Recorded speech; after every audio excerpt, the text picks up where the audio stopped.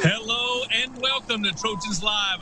Jordan Moore, Sean Cody, and Jon Wilner joins us now at Wilner Hotline on Twitter. Basically, if you want to know anything about the Pac-12, this is the man to ask. Jon, welcome back to the show, our returning champion. You know, this is sort of our wrap-up show, Jon. This is our final Trojans Live of the year, the school year, and then we'll bring it back right before kickoff in the fall. So we're just sort of looking back a little bit and wanted to get your thoughts. You know, in the end, you know, a lot of positives, particularly men's basketball and the success the conference had there. Certainly some negatives around football and just the way that the fall broke out.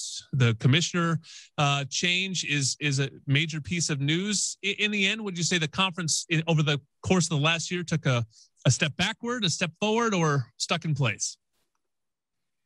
Boy, that's a great question, Jordan. I think you have to view it all through the lens of the pandemic.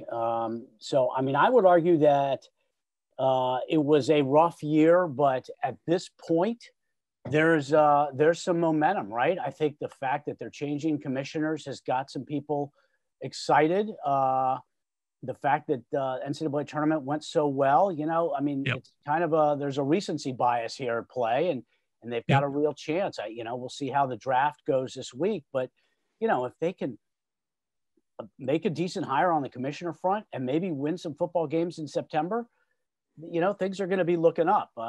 It certainly didn't seem as bright back in November and December as it does now for the conference. Yeah. Jon, where are we at with the Pac-12 commissioner search? Obviously, you're plugged in, and you got people everywhere, and you got all the information. Where are we at with that, and who are some of the names you might have heard of, or who do we need to learn about? Are you interested, Sean? I am interested. Well, they are looking, and they are. I think they're a little. Oh, you mean me as the commissioner? In the job, Sean. Oh no, yeah. No. No. They pay well. That's what I heard. I think that they do not have a consensus. You know, the presidents have got to come up with a vision for what they want this conference to be and what the priorities are. And my understanding is that there's no consensus on that. Some folks think that they need to hire someone who really has a deep understanding of what campus life is about and the challenges, what college football is all about. And then there's some folks that think they need somebody to come in to just mint as much cash as possible. And if that's somebody from the sports media industry, if it's from somebody from the professional sports world, then they should be considered. So it's kind of a, you know, two ends of the spectrum. And I don't think that, you know, there's nobody that would get a 12-0 vote at this point. Should we be worried that people, I think, sometimes you get a change like this and you're looking at the commissioner to be a savior? I just wonder sometimes if the conference leads the schools or the schools lead the conference. Because I look at men's basketball. I know there were some articles. I know, you know, you wrote this as well, that listen, the conference made a clear directive to schedule better and improve the computer rankings. And it led to, you know, a nice year in the NCAA tournament. But I also could make the argument that UCLA made a better hire. USC did, you know, had much better recruiting and got out of a scandal, and Oregon's been good for a while, and that's why the conference got better. So sometimes I just wonder, you know, who's leading who here and sort of what matters more. I know they both matter, but is it really incumbent on the schools to lead this conference, or is it incumbent along the commissioner and the conference office to lead the way? I think it's incumbent upon the commissioner and the conference office to do everything possible to put the schools in position to succeed.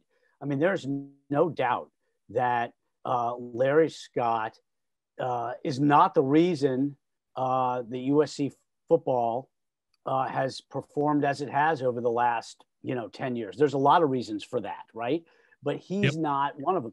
The problem is that Larry Scott made himself the focus of the conference to such an extent that he took the blame for things that he didn't even deserve the blame for.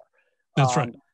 I think that, to me, men's basketball is more of a campus-specific issue, right? You recruit an Evan Mobley, you recruit Alonzo Ball, and you got a chance to win a few games in the tournament. Yep. Football is a lot more complicated, right? And it takes a lot more pieces working everybody on the same page, and that includes the conference office. So I think conference has more of an impact on the overall football product, but it starts at the school level. But that's part of the problem is Scott was such, he took all the oxygen, all the spotlight. And so he got blamed for things that he didn't deserve blame for, but he made that bed. And now they need somebody to come in and keep a very low profile and work behind the scenes to support the schools. And every decision made in San Francisco or wherever the conference office is going to be needs to be about what's best for the school, because it has been upside down. There's no doubt. Jon, I live in a USC bubble. I'm surrounded by optimistic USC fans all the time.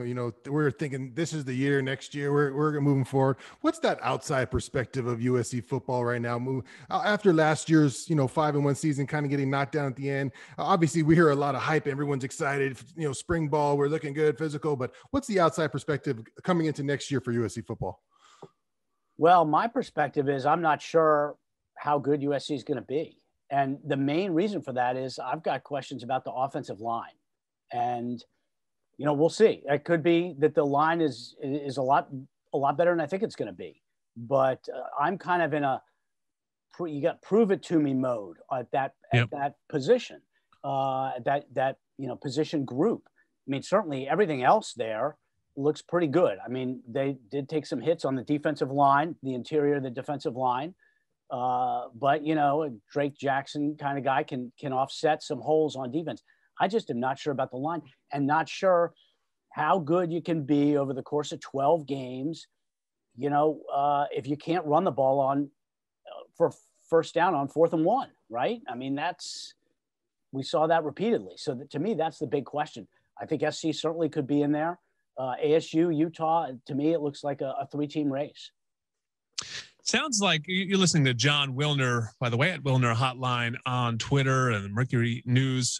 Sign up for his newsletter to get all the Pac-12 breaking news. But it sounds like, Jon, there is finally some momentum for playoff expansion. And this is something that I think you believe, and I certainly believe, is really important for the conference, because the playoff has really hurt the league in the sense that it's changed expectations, right? It used to be a great season at USC was win the league, make the Rose Bowl.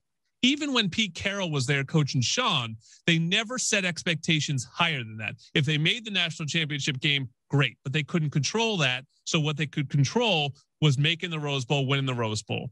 That has just shifted across the landscape in college football, and it's now make the playoffs. And even then you're like in Oklahoma, who makes the playoffs, but you get blown out every time. Well, now they're not happy, even though they've been really good with Lincoln Riley.